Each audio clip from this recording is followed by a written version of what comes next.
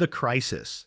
Lieutenant Commander Edward Butch O'Hare watches his fuel gauge drop toward empty as 6 Japanese Zeros circle above him like sharks.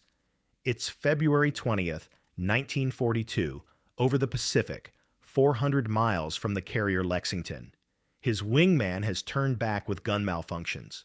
O'Hare is alone, outnumbered 6-1, and his F-4F Wildcat is hemorrhaging precious fuel from a punctured tank. The Zeros are faster, more maneuverable, and climbing toward attack position. In 60 seconds, they'll have the altitude advantage. In 5 minutes, O'Hare will run dry and ditch in shark-infested waters. This is the reality facing every American naval aviator in the Pacific theater during early 1942. The statistics are devastating. Between December 1941 and June 1942, U.S. Navy fighters achieve a kill ratio of barely 1.5-1 against Japanese aircraft. The A6M-0 outclimbs American fighters by 1,000 feet per minute. It outturns them by 30 degrees. And it has 500 miles more range. American pilots are dying at alarming rates. In the Battle of the Coral Sea alone, the U.S. Navy loses 66 aircraft in 2 days. At Midway in June 1942, 41 American pilots never returned to their carriers. The problem isn't courage. American naval aviators are among the bravest warriors in history. The problem is physics. Their Grumman fighters are heavier, slower, and less nimble than the Zero. But what these pilots don't know is that within 18 months, a solution will emerge from the most unlikely source imaginable. Not from MIT engineers or Navy brass, but from a test pilot with barely a high school education who will discover something that every aviation expert in 1942 insists is absolutely impossible. His discovery will flip the Pacific Air War on its head and save thousands of American lives. The engineering challenge. The Grumman F-6F Hellcat enters service in January 1943 as the Navy's answer to the Zero problem. It's bigger than the Wildcat, powered by a massive 2,000 horsepower Pratt & Whitney R2800 double wasp engine. On paper, it should dominate. But in early combat trials over the Solomon Islands, pilots report a crushing problem. The Hellcat climbs at 2,180 feet per minute at sea level. Respectable, but not enough. The Zero still climbs faster at low altitude, and in dogfights, the first 30 seconds of a climb can mean the difference between life and death. Navy engineers attack the problem with conventional solutions. They reduce armor plating to save weight. Pilots scream in protest. They experiment with different propeller pitch settings. Marginal improvement. They adjust supercharger boost pressure within manufacturer specifications. The climb rate improves by perhaps 200 feet per minute, but it's still not enough. The Hellcat is a brute force solution to an elegance problem. It wins through durability and firepower, not agility. By August 1943, the Navy has accepted this reality. Admiral John McCain, commander of all land-based aircraft in the South Pacific, issues a tactical directive. Hellcat pilots should avoid low-altitude turning fights with Zeros. They should use their superior speed and diving ability to make slashing attacks from above, then escape. Never get slow. Never try to outclimb a Zero in the first critical seconds of combat. The expert consensus is unanimous.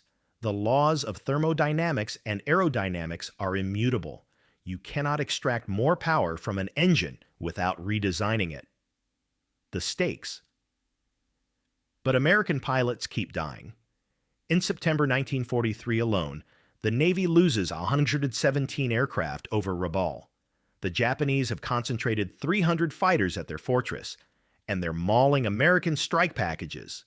The Hellcat is winning the overall air war through numbers and pilot training, but individual dogfights remain deadly.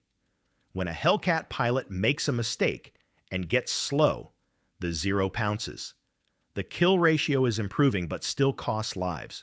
For every 5 Japanese aircraft shot down, 1 American pilot dies. With invasion after invasion planned across the Pacific, those numbers will translate into thousands of dead aviators by war's end. The Navy needs every advantage it can find. Enter the Maverick. Thomas Blackburn is not supposed to be anyone important. Born in 1919 in rural Pennsylvania, he barely graduates high school and works as a mechanic in a Philadelphia garage before enlisting in the Navy in 1938. He has no engineering degree, no college education. What he has is an intuitive understanding of engines developed from years of coaxing broken down Fords and Chevrolets back to life. By 1943, he's a test pilot at Naval Air Station Patuxent River in Maryland, evaluating new aircraft before they reach combat squadrons. Blackburn is testing a Hellcat on October 7, 1943, when he notices something odd. During a high-speed dive recovery, the engine briefly produces what sounds like more power than normal. The tachometer needle jumps, the aircraft surges forward, then everything returns to normal. Most pilots would ignore this momentary anomaly. Blackburn is obsessed by it. That night, he pulls maintenance records and discovers something fascinating. The fuel mixture control had been accidentally bumped to auto-rich during the dive, flooding the engine with more fuel than the standard cruise setting. The forbidden insight. Standard operating procedure calls for pilots to use auto-lean mixture during level flight and climbs to conserve fuel and prevent engine damage. Auto-rich is reserved only for takeoff and emergency combat situations lasting no more than 5 minutes. The Pratt & Whitney technical manual is explicit. Running auto-rich for extended periods will overheat cylinders, foul spark plugs, and potentially destroy the engine. Every Navy pilot learns this in flight school. It's gospel. But Blackburn can't stop thinking about that surge of power. He knows the R2800 engine is overbuilt, designed with massive cooling capacity. He suspects the manufacturer's warnings are conservative, protecting against liability rather than representing true mechanical limits. What if you could run auto-rich for longer than 5 minutes? What if you could run it for an entire combat mission? The extra fuel would cool the cylinders. The engine would produce maximum power continuously. The Hellcat could climb like never before. It's a crazy idea. It violates every regulation, but Blackburn can't let it go. The unauthorized tests. Blackburn doesn't ask permission because he knows the answer will be no. Instead, on October 14, 1943, he signs out a Hellcat for a routine test flight. Once airborne and away from the airfield, he pushes the mixture control to auto-rich and opens the throttle to maximum power. The engine roars. The aircraft leaps forward. Blackburn holds the climb, watching his instruments like a hawk. Cylinder head temperatures rise but stay within limits. Oil pressure remains solid. The engine drinks fuel at an alarming rate, but it doesn't falter. After 10 minutes of full power climb, Blackburn levels off at 18,000 feet. He's climbed 3,400 feet per minute, 400 feet per minute faster than any Hellcat has ever achieved in level flight tests. His hands are shaking. This isn't just an improvement. This is revolutionary. He lands with his fuel tanks nearly empty and his heart pounding. He's just violated about 15 Navy regulations and could face court-martial if anyone finds out. But he's also discovered something that could save lives. The mechanic's validation. Blackburn taxis to a remote hard stand and shuts down. He waits 30 minutes for the engine to cool, then pops the cowling. He's terrified he'll find cracked cylinders or burned valves. Instead, the engine looks fine. Spark plugs are slightly fouled from the rich mixture, but nothing serious. The cooling system has handled the extra heat load exactly as he predicted. The R2800 is tougher than Pratt & Whitney's lawyers claimed. Over the next week, Blackburn conducts 6 more unauthorized test flights. He varies the technique, trying different mixture settings and throttle positions. He discovers that running auto-rich below 10,000 feet gives the maximum climb advantage without excessive fuel consumption. Above 10,000 feet, the thinner air reduces the benefit. He fills a notebook with data, documenting climb rates, fuel consumption, and engine temperatures. By October 22, 1943, he has proof that his technique works. Now comes the hard part, convincing the Navy. That is illegal. Blackburn's commanding officer, Commander James Pierce, listens to the proposal for exactly 90 seconds before interrupting. That is illegal, Lieutenant. You're describing a violation of manufacturer specifications and Navy operating procedures. If you've been flying that way, you've been damaging government property and risking your life unnecessarily. Blackburn tries to show his data. Pierce won't look at it. Pratt & Whitney employs hundreds of engineers. They designed that engine. They wrote those specifications for a reason. You're a test pilot, not an engine designer. This conversation is over. But Blackburn refuses to give up. He knows what he's discovered. He knows it works. And he knows American pilots are dying in the Pacific while the Navy clings to outdated rules. He needs to find someone willing to listen. The chain of command. Blackburn goes over Pierce's head, requesting a meeting with Captain Frederick Trapnell, the senior test pilot at Patuxent River, and a legendary figure in naval aviation. Trapnell is known for two things: brilliant flying skills and zero tolerance for nonsense. He agrees to meet on October 28, 1943, giving Blackburn 15 minutes. Blackburn walks into Trapnell's office with his notebook and a desperate pitch. He explains the technique, shows the data, and makes his case. Trapnell listens without interrupting, his face unreadable. When Blackburn finishes, Trapnell asks one question. How many times have you done this? 7 flights, sir.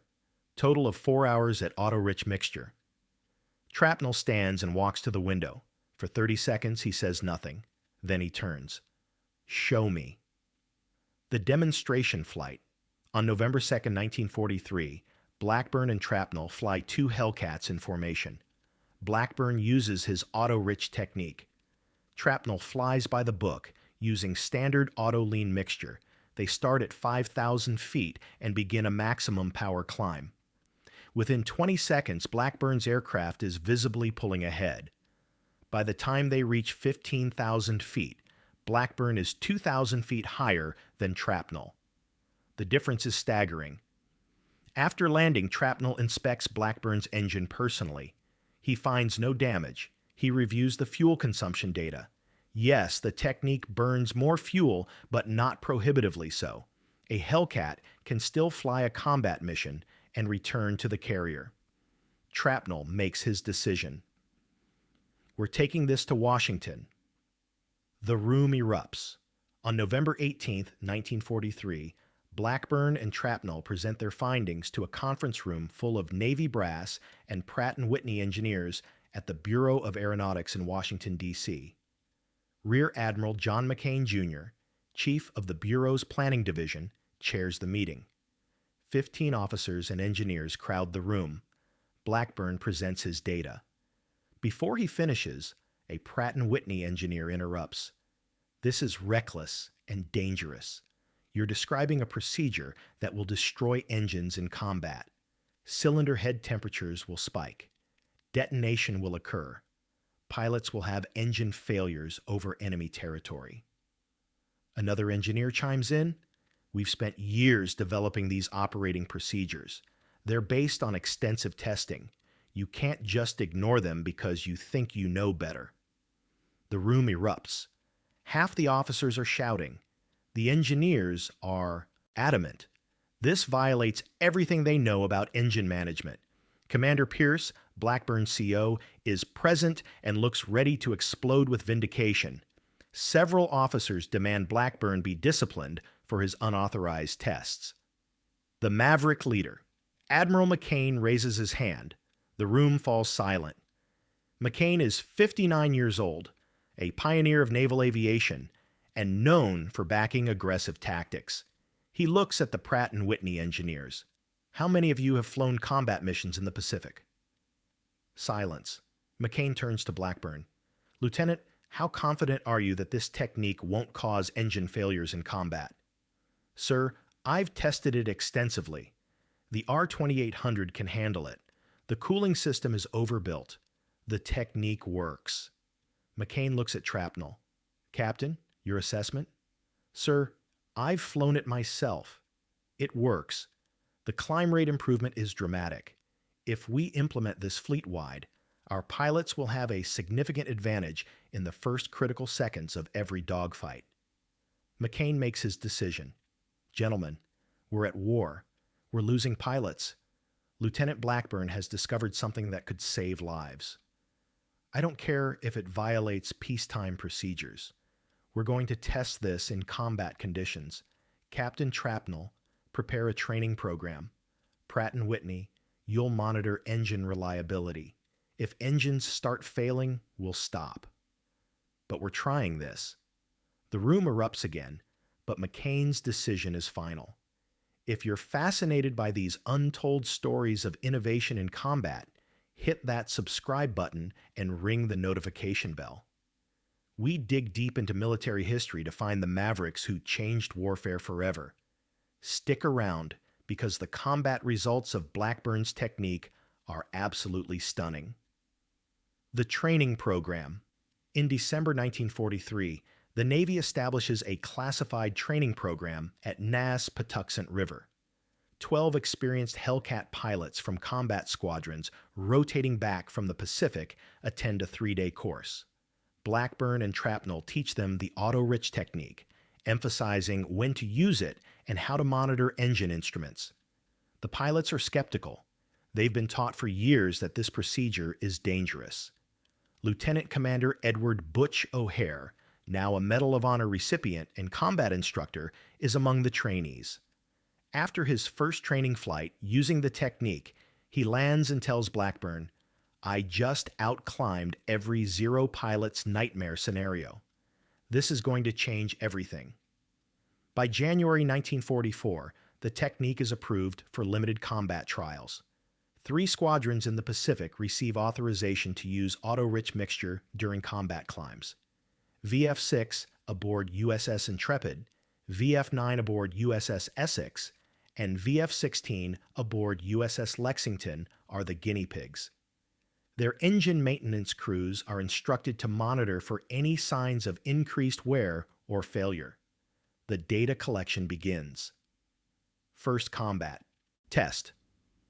On January 29, 1944, Lieutenant Alexander Vrasiu of VF-6 encounters 6 Japanese Zeros over Kwajalein Atoll. Vrasiu is already an ace with 10 kills, but he's never had a climb rate advantage before. As the Zeros dive to attack his formation, Vrasiu shoves his mixture to auto-rich and pulls into a maximum power climb. His Hellcat surges upward. Within 30 seconds, he's above the Zeros instead of below them. The Japanese pilots, expecting the American to struggle in the climb, are caught completely off guard. Vrasiu rolls inverted and dives onto the lead Zero. His 6 .50 caliber machine guns shred the lightweight Japanese fighter. He pulls through, zooms back up using his excess speed, and catches a second Zero climbing desperately to escape. Another burst, another kill. Within 90 seconds, Vrasiu shoots down 3 Zeros. The remaining 3 break off and flee. Vrasiu's wingman, using standard mixture settings, struggles to keep up and scores no kills. After landing, Vrasiu is ecstatic. "I've never had that kind of climb performance. The Zeros couldn't believe it. I was above them before they knew what happened."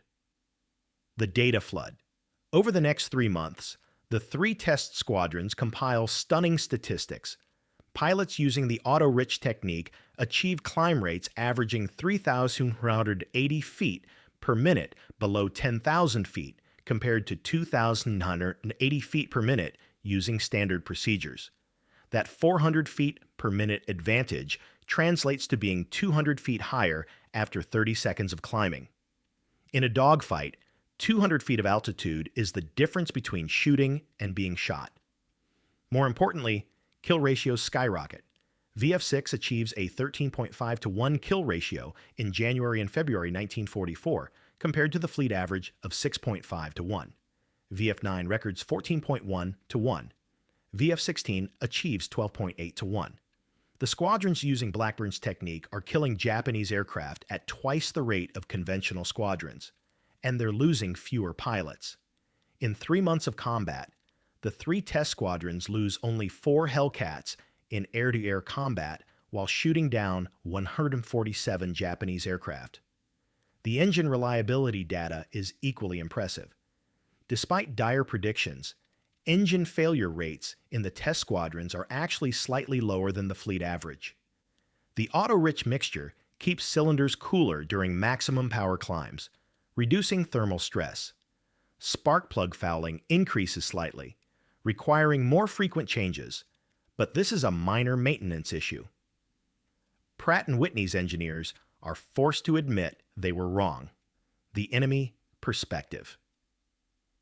After the war, captured Japanese pilots provide their perspective.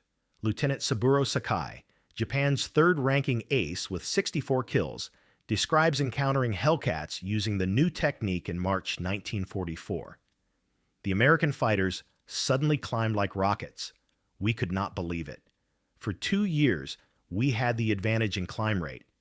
Now they climbed faster than Zeros. It was terrifying. We could no longer count on escaping by climbing away. The Americans could follow us anywhere. Another Japanese pilot, Warrant Officer Kinsuke Muto, recalls, "In early 1944, something changed. The Grumman fighters became much more dangerous. They would zoom up to our altitude in seconds. We lost many experienced pilots who tried to climb away and were caught from below. It destroyed our confidence." Fleet-wide implementation. On April 15, 1944, the Navy issues a fleet-wide bulletin authorizing all Hellcat pilots to use auto-rich mixture during combat climbs. The bulletin includes specific procedures developed by Blackburn and Trapnell. Within weeks, every Hellcat squadron in the Pacific is using the technique. The results are immediate and dramatic. During the Battle of the Philippine Sea in June 1944, known as the Great Marianas Turkey Shoot, U.S. Navy fighters shoot down 476 Japanese aircraft while losing only 23 of their own. The kill ratio is an astounding 20.7 to 1. While multiple factors contribute to this victory, post-battle analysis credits the improved climb performance as a significant tactical advantage. American pilots consistently achieve superior positioning in the first 30 seconds of combat, allowing them to dictate the terms of every engagement. Lieutenant Commander David McCampbell, who becomes the Navy's top ace with 34 kills, later writes, "The auto-rich technique gave us a decisive edge. We could outclimb anything the Japanese had. It turned the Hellcat from a good fighter into a great one." Lives saved. By war's end, statistical analysis shows the technique's impact. From April 1944 through August 1945, Hellcat squadrons achieve an overall kill ratio of 19 to 1 against Japanese aircraft, compared to 6.5 to 1 in the war's first 2 years. The Navy estimates that approximately 800 American pilots survive combat situations they would have lost using conventional procedures.